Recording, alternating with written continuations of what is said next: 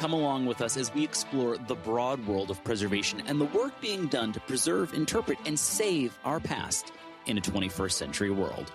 From aquaculture to historic foodways to forensic modeling, we're talking weekly with experts from across the globe. This is your host, Nick Redding. Welcome to PreserveCast.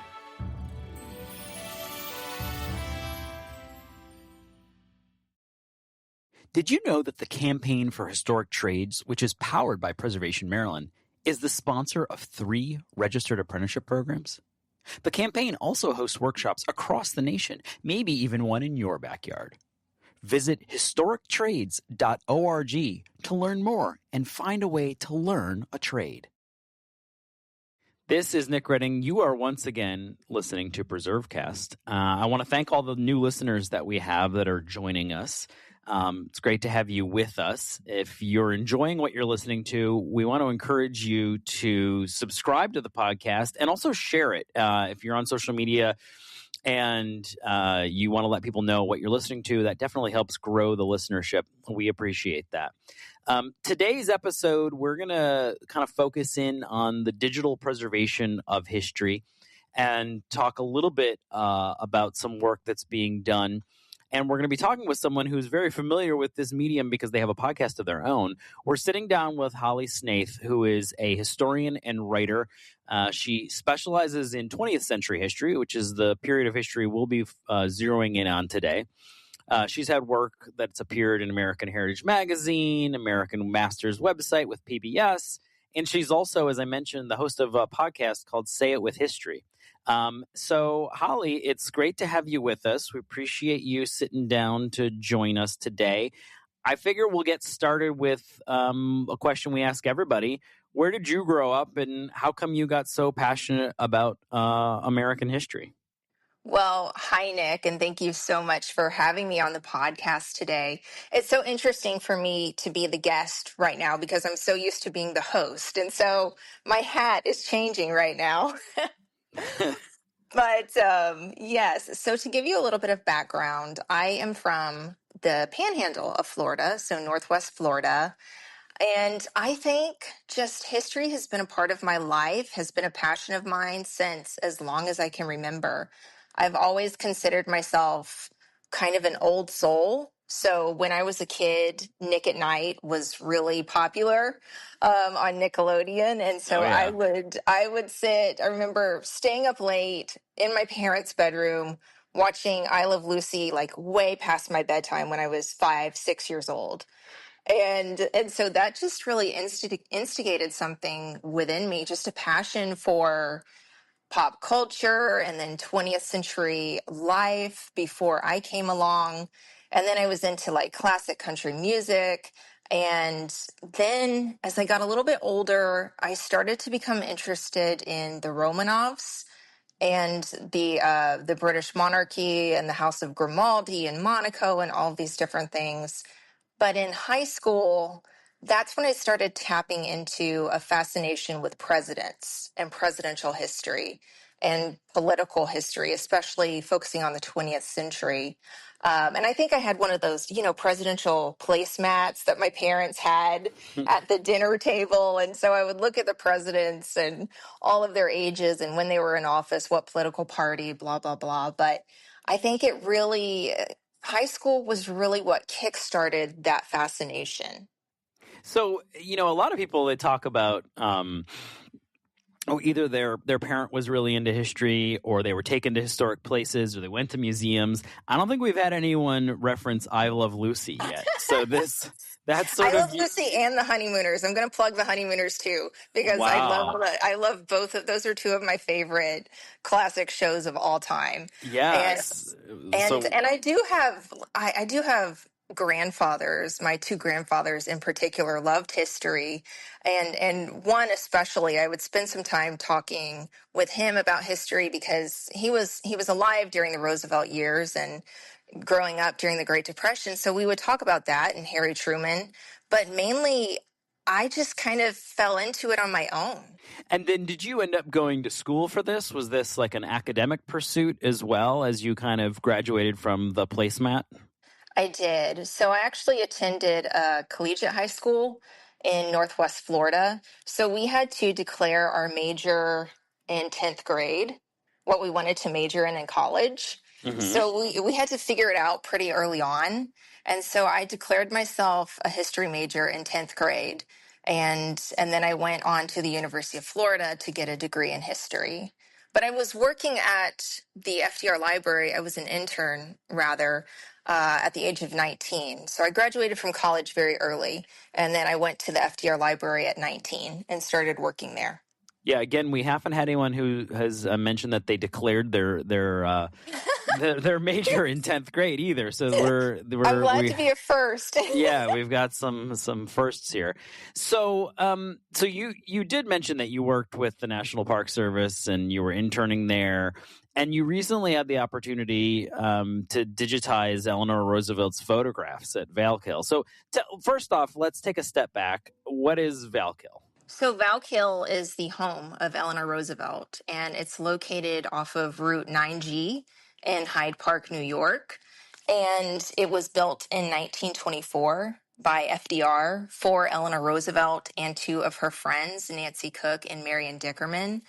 And as we speak today, Valkill is the only historic site dedicated to a First Lady.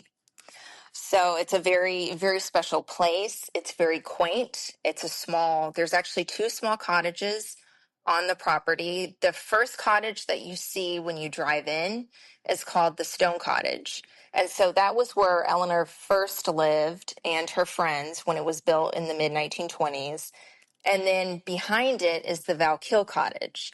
So Valkill actually started off as a furniture factory. And during the Great Depression, they were making furniture there. They were putting people to work in Dutchess County, New York. And then it eventually closed. And then when Eleanor Roosevelt and her two friends, they had a little bit of a falling out. So the two friends left the property. Eventually, Eleanor made Valkill Furniture Factory into a cottage. She lived there, and the Stone Cottage was where her youngest son, John, and his wife, Anne, and their four children lived. And so how does it become a historic site? How does, I mean, and also in that as unique that you point out that it's the only one directly just associated or a historic site because of its association with a First Lady. How did that all come about? Yeah, it was actually a mess what happened. So after Eleanor Roosevelt passed away in 1962, as I mentioned, her youngest son, John, inherited the property. And he and his first wife, they ended up getting a divorce. He remarried. And after a few years, he and his second wife, Irene, they ended up selling the property and selling Valkill, selling most of the belongings inside of the Valkill cottage where Eleanor lived, and it was all auctioned off. And so for several years, there was a lot of uproar in Dutchess County, of course, because people did not want, Valkill, where Eleanor Roosevelt lived, to become condominiums. There was talk that it would be condominiums used for a hospital. So for many years, they had no idea what was going to happen to Valkill. Was it just going to be destroyed and then that's it? But thankfully, the community came together, put together a nonprofit, raised money to buy it and save it and restore it. And then in 1984, it was officially declared by President Carter a National Historic Site. Roughly how far away is this from Hyde Park? Well, it's in Hyde Park, New York. It's only... But from President it's less Roosevelt's than 5 Hyde Park. minutes. I would say 3 to 4 minutes. Yeah. So for many people, they visit both, I would presume, or no? Well, it depends on what time of year you're there. Because in the wintertime, Valkill is closed because you have to cross a small bridge to get there over the Fallkill Creek. And so in the wintertime, it's very much frozen over and it's just covered in snow. It's beautiful, but they don't do tours at that time of year. But yes, if you're there in the spring, summer, you can tour Springwood. You can go to the FDR Library. Springwood is the big house in Hyde Park where FDR was born. And also the Vanderbilt Mansion down the road and Top Cottage, which was FDR's cottage, and Valkill Cottage as well. Wow, so it's kind of this nexus of all of these, but this one almost, it sounds like, really could have been lost. I mean, in some ways it was very close. Absolutely. It was very close to, like I said, being just destroyed and replaced by some money-making entity, basically. So what happened to all the contents of the house during that sale? Where did all of those land? So a lot of it was very scattered. A lot of it was sold off. People purchased items from the house at auction. Um, the family members took some things, not as much as they would have liked. And also the National Park Service was able to take some things as well and put it in the storage and the FDR library. So it was really scattered. And you worked on a project with historic photographs. Where were those? And I guess by extension then, or, sort of in addition, what are they of? So they're the photographs that she had hanging up in her home at Valkill. So photographs of family members, friends, heads of state that she met, places that were important to her, like Campobello, which was the Roosevelt home off the coast of the United States. It's actually Canadian territory as well. Warm Springs, Georgia, where FDR created the first polio hospital. And these photos were also auctioned off, sold off in 1970, and they were very much scattered. Family members had some copies of the photos. Other people that were strangers came in and obtained, photographs of the Roosevelt family, and the National Park Service and the FDR Library had some as well. So they hired me to basically go on a scavenger hunt. I think that's the best way to put it. It was a scavenger hunt to, first of all, study archival photographs of Valkill that were taken in 1962 by an archivist named William Stickle, and he worked at the FDR Library. So he went in after Eleanor passed away, and he took photographs of the house. So it was my job to study these old photographs, and they were just in a catalog that I had in front of me and a magnifying glass, which I was using. So I studied the photographs, and it was my task, because I knew a lot about the Roosevelt family and, the children, grandchildren, friends. I was able to identify most of the people in the photos, but to look at the photos on the wall and then go compare it to what was hanging up at Valkill at that time. So this was a few years ago. So I was comparing the original photographs from 1962 to 2016, basically, to see what was there and what wasn't there, and then go find what wasn't there and restore it. Well, how could you find what wasn't there? Were these family photographs, or were these Yes, they were family. So where did you have to look for these then? Well, so I started with where I was at. I started at the FDR Library, and I had the archivist at the library, they would roll in carts and carts of photographs that had been taken from Valkill off the wall 45 years before. So they just said, okay, this is what we had from Valkill. And then I had to see if it matched up with what was in those archival photos. And it was the same with the National Park Service. Their archival space that they had in Hyde Park, I spent some time there. And then after I pretty much had what I could find in both archives, that was when I started reaching out to the family members and the grandchildren and the friends and saying, hey, I'm looking for a photograph of, say, Kate Roosevelt Whitney, who is James Roosevelt's daughter. Kate emailed Kate, asked her if, one, she could identify if this was a photograph of she, her father, and her sister, and then also, does she have a copy of that photo that she could send in to us so we could hang it up at Valkill? So it really was like a treasure hunt. Yeah, this is sort of again pretty unique. I mean, I know that there are examples of doing this, and I've even dabbled in it at different sites and trying to figure out, okay, what is that? But it was never in some cases you were looking at something on the wall that was like a print that you could buy off, that was commercially available. These are very unique. They're singular in that this is a snapshot of a particular person. So how successful were you? I mean, how many, you must have a sense for how many there were, and how many were you able to find? I would say that we found around 75 to 80 photos.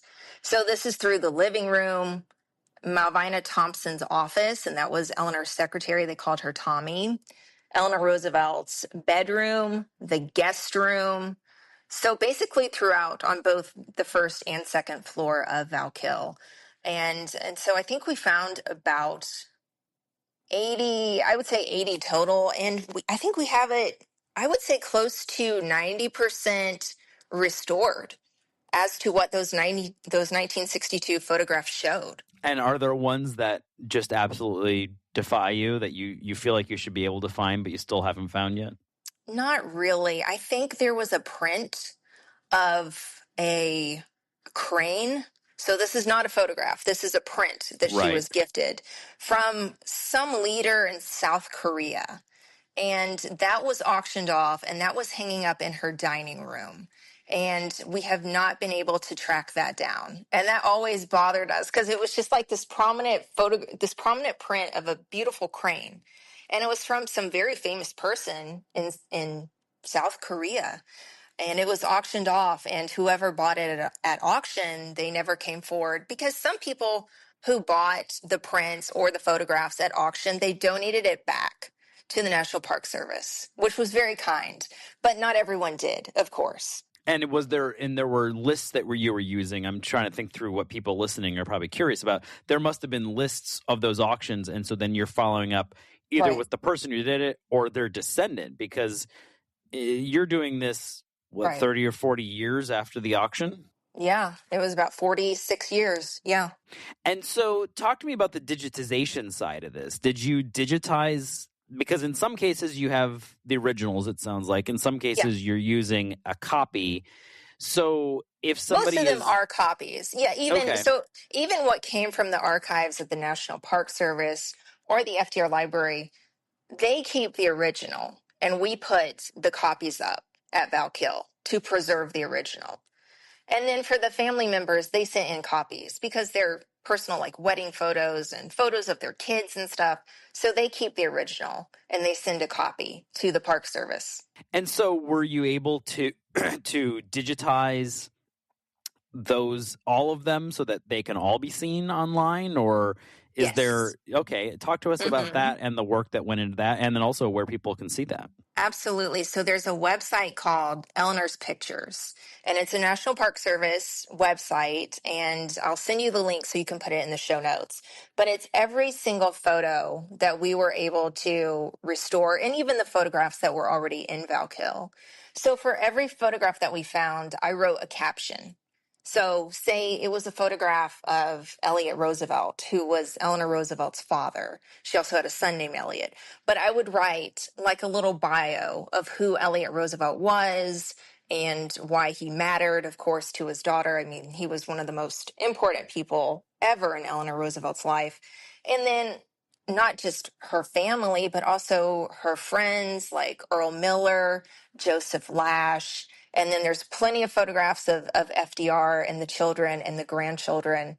So on the website, you're able to go room by room. So bedroom, living room, office, dining room, and then click on the photograph and read about the person or the place in the photograph. So it's almost like an edited, like the edited papers, but in this case, it's the edited photographs of Eleanor. And I'm curious, for people listening around the country who maybe they work at a historic house museum or they're at a site associated with this, are there any sort of like lessons learned that as you went along, you wish you had known at the beginning, or perhaps you've kind of like learned along the way that would be helpful for someone trying to do a project like this? Yeah, so I think the first thing that I learned was, so when I started out, I had, like I mentioned, a catalog and a magnifying glass. And so I begged our curator, I said, please try to find digital photographs, photographs that William Stickle took in 1962, so I can get on a computer and actually zoom in and hone in on what I'm looking at. Because looking on the catalog with a magnifying glass, oh my gosh, that's just like strains your eyes. You're spending hours just trying to zoom in and see exactly what you're looking for. So having those digital copies of those 1962 photographs changed everything for me. And then also just, I spent quite a bit of time in Valkill by myself during the winter time. And it was just me immersed in this historic place, basically with the spirit of Eleanor Roosevelt. And really just taking time to appreciate the history of the place and how hard people fought to save it. Because it wasn't really something I had thought about until I was given this task to do the restoration project with the photographs. And it's not, preservation is not something that we can take for granted ever. And as you mentioned, Valkill was very nearly lost to us. And I cannot imagine Hyde Park without Valkill. I just Yeah, can't. it's a big part of the story. Yeah, it obviously Absolutely. is. Um, Yeah. and you didn't mention it. You mentioned up front that that's kind of, you were there early. Why Valkill? Why FDR and Eleanor? What drew you to this place? How did you end up there of all places? Yeah. So when I was in high school, as I mentioned, I went to a collegiate high school in Northwest Florida. And during my senior year, we had to do a senior capstone project. And so part of it was like interning, volunteer work, doing research, interviews, and then you put a whole presentation together and you present to judges in order to get a grade and stuff. And so I decided that, of course, I wanted to do something history related. And I did my senior project on FDR and the creation of the March of Dimes because he created the March of Dimes back in the late 1920s, and it started in Warm Springs, Georgia. And Warm Springs, Georgia is just this tiny town, I think population 400, 450, something like that. But it's where FDR created the first hospital for polio patients in America. And he actually put a lot of his personal funding, a lot of his family money went towards creating this hospital. And it's just a really special place. And then he ended up dying there at the Little White House in 1945. So I did some interning at the Little White House during the summer of my senior year in high school. And then I did this whole presentation on FDR and the creation of the March of Dimes. And I just really, I think it was that my senior year, junior year, I had really become fascinated with Franklin and Eleanor Roosevelt. And that's when it just became my goal to go up to Hyde Park and work with the FDR Library. So after I graduated from college at the University of Florida, I received a call from the director of the FDR Library, and she had heard about me through members of the Roosevelt family and authors and historians and stuff that had met me in Warm Springs. And so she invited me to come up and intern at the FDR Library. And I was there for 5 months, and then I was hired to do the project at Valkill. It's interesting. The other thing that you say in all of that is that you've referenced a couple times members of the Roosevelt family. I don't know if it always occurs to people that like historic figures in many cases still have living descendants. Oh, yeah. How is it that you got connected to all of those though? Like do you just jump on Facebook and look for a Roosevelt? No, like no. how does one find a Roosevelt Well, descendant? yeah, it's not that easy. It's and there are many, many descendants in the Roosevelt family, both the Franklin and Eleanor side and the Theodore Roosevelt side as well. It's a really big family. So the first Roosevelt that I met was actually Nina Roosevelt Gibson, and her father was John Roosevelt. And I met her in Warm Springs, Georgia. And by that time I was in college, and they have a commemorative ceremony every April 12th, which is when FDR passed away, to commemorate the anniversary of his passing. And she was there one year, and she was a guest speaker. And we were staying at the same small little inn in Warm Springs, Georgia. And if you've ever been to Warm Springs, you know exactly what I'm talking about. It's called the Hotel Warm Springs. It's like the only hotel in town. And I met her in the lobby. And she had already heard about me from the superintendent at the Little White House, who was already a good friend of mine. So it was really nice that she already knew who I was. And I didn't have to really introduce myself, because I think I would have embarrassed myself had I had done that. Because I was already nervous enough. I was a teenager and meeting FDR and Eleanor's granddaughter, and then she invited me upstairs, she and her husband Nick, and we sat and we talked for hours and hours and hours, and that was the beginning of really a beautiful friendship. And so when I started doing the restoration project at Valkill, she helped to introduce me to some of her cousins and some of the family friends and whatnot. So having her in my corner very early on definitely helped me. Yeah, that seems like it's a critical part of this story, is having those relationships. Because I imagine if I, cold called Martin Van Buren's third great Yeah, grandson, sure. I might not get very far, but or maybe I would. Well, Maybe you that never person, know. maybe that person's awesome. I don't know. You don't know until you No, try. they probably are.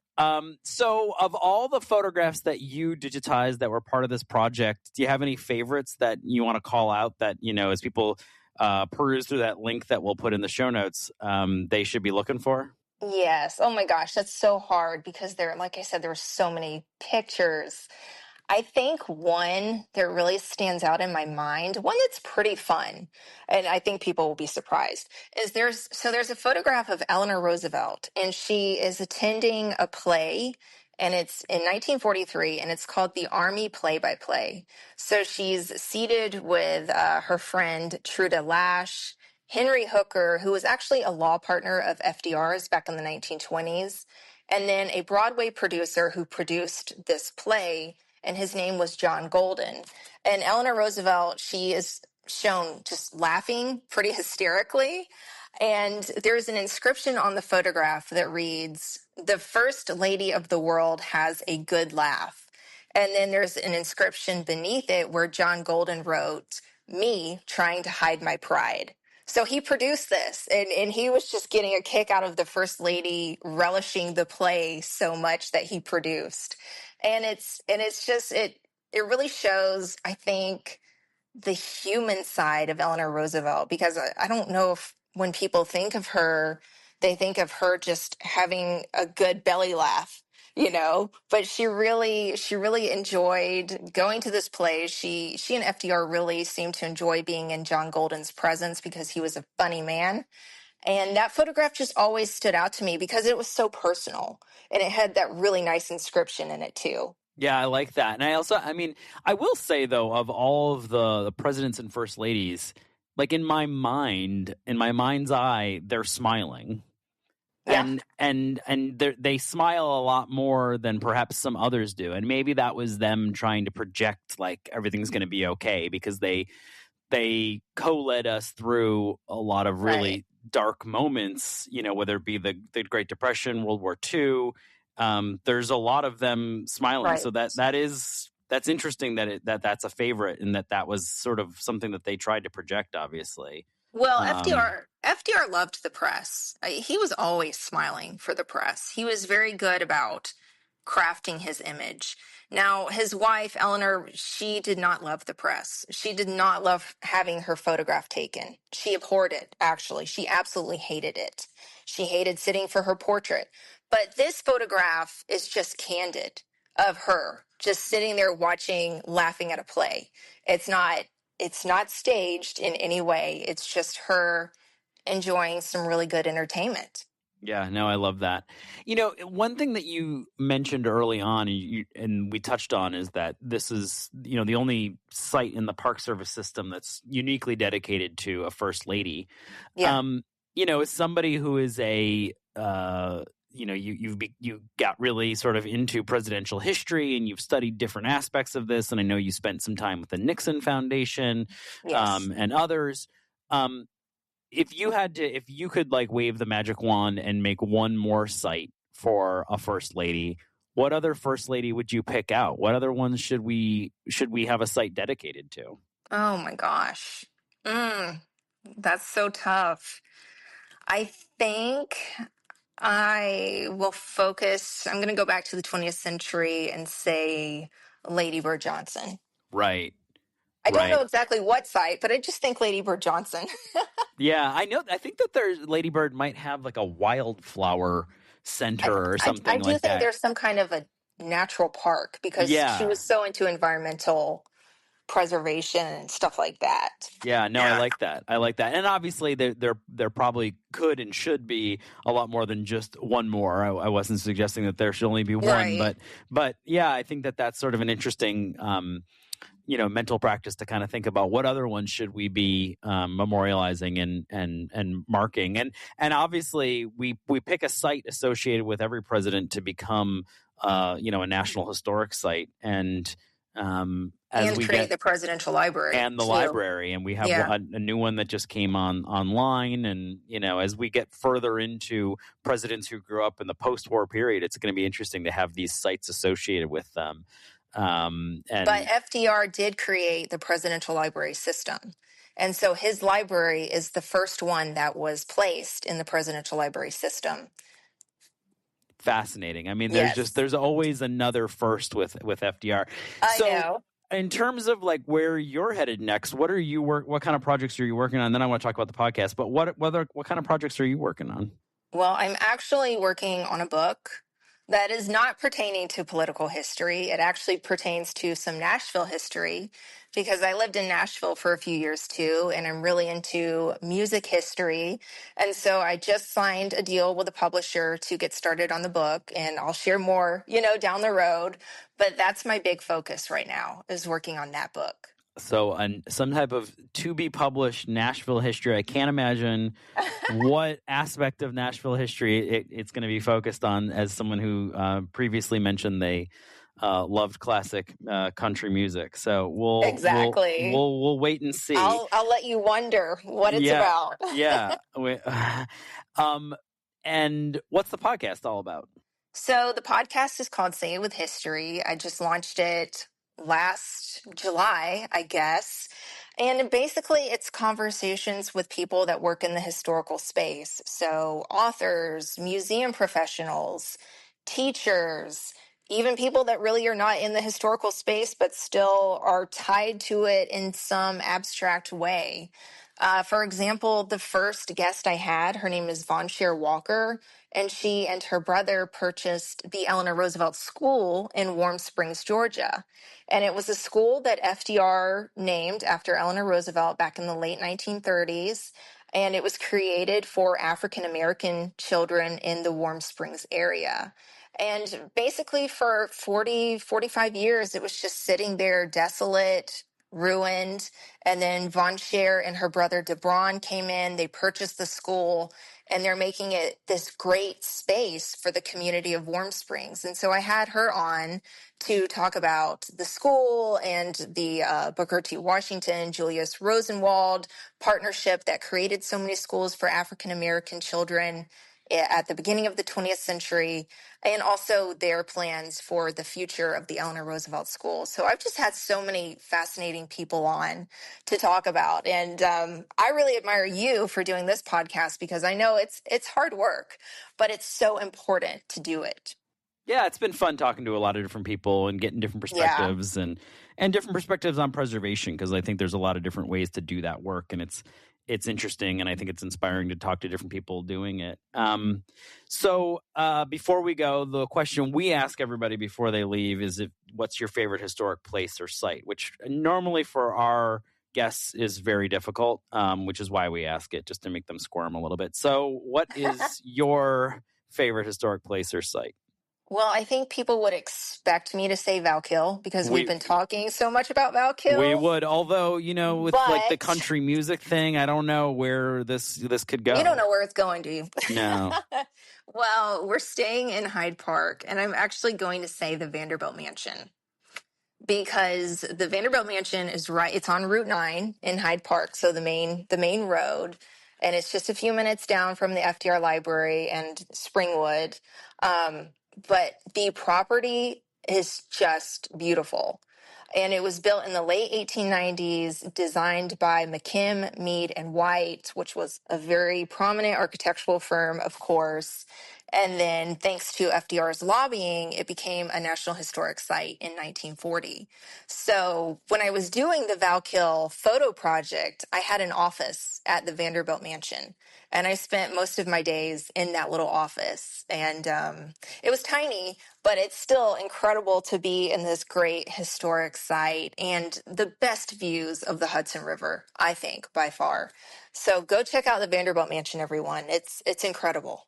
Well, I think you nailed it with a great historic site, and also one that has not been mentioned before. So we rarely get repeats, which I always think is interesting. There's so many different places that people love. So there's so many different sites. And even in this little tiny town of Hyde Park, and then you go down to Rhinebeck, and there's the Mills Mansion and everything, and Wilderstein. There's just so many amazing historic sites in and around Hyde Park.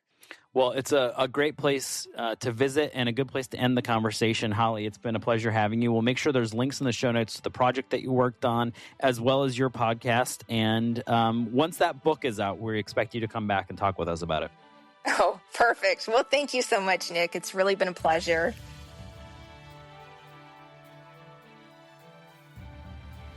Thanks for listening to PreserveCast. To dig deeper into this episode's story, head over to preservecast.org for show notes and our collection of previous episodes. Don't forget to engage with this podcast by subscribing, commenting, and leaving a review. Follow along on Instagram, Twitter, and Facebook at PreserveCast for even more. PreserveCast is currently recorded in Walkersville, Maryland, and sponsored by the 1772 Foundation, and powered by Preservation Maryland. Thanks for listening, and keep on preserving.